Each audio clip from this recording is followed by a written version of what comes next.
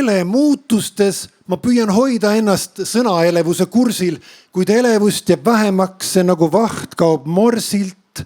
Lapse meelsust, rõõmu, ajuvabadust on juurde vaja, et minustki võiks saada mingil määral keeleuuendaja. Tavai, pohhui, vanad laenud jätame, lähme sinna, kus vastuvõtlikkus ja trotslik meelsus lõdvalt vohab. Jah, uus algus, alfa põlvkond on nüüd lõpuks kohal. Seda mõistsin, kus krollitud said päeva uudised. Taas tundsin, kui vähe ruumi on me haprale kultuurile. Nägin, kuidas pelletite raha himustades kodulaasi laastame, kui järsku koolist koju sööstis minu skibidi 8-aastane.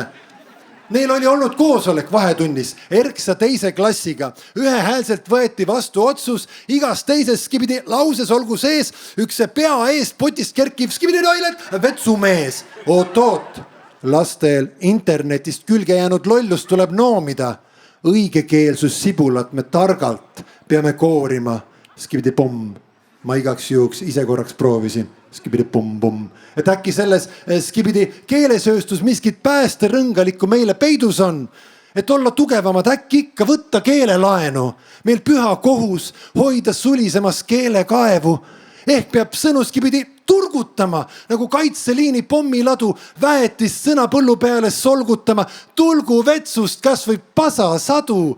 Nüüd tulevad meil appi noored sõbrad, skibidi pomm, nüüd siin nad on, et põses rannata võiks vabalt turult toodud Poola komnad võtnud kasutusele selles skibidi. Mis tegema nüüd pidingi? Ma skibidi püüan koolilaste pärasemalt skibidi rääkida. Mu tütar minu pingutuse peale pistab röökima. Mul hingeb kinni tumeda ja heledama tuleviku vahel, kui tütar hüüab, papa, see mis teed, see pole lahe. Kui tahad teha miskit kasulikku uut, pane parem kokku kevadel ostetud batuut. Pool päeva madistasin vedrudega, nägin ränka vaeva, lapsed keele kõrgustesse lennutasin.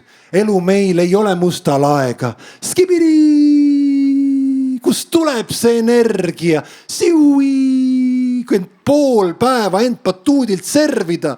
Hüppemaratoni lõpuks lastel oli muutunud tuule suund. Nad rahulikumaks jäid kui morsiklaasid suul ja enne kartul kastet, nagu mulle kaela asetades Maarja Maristi, mu tütar küsis, tead, kes sa oled? Sa oled Sigma, issi.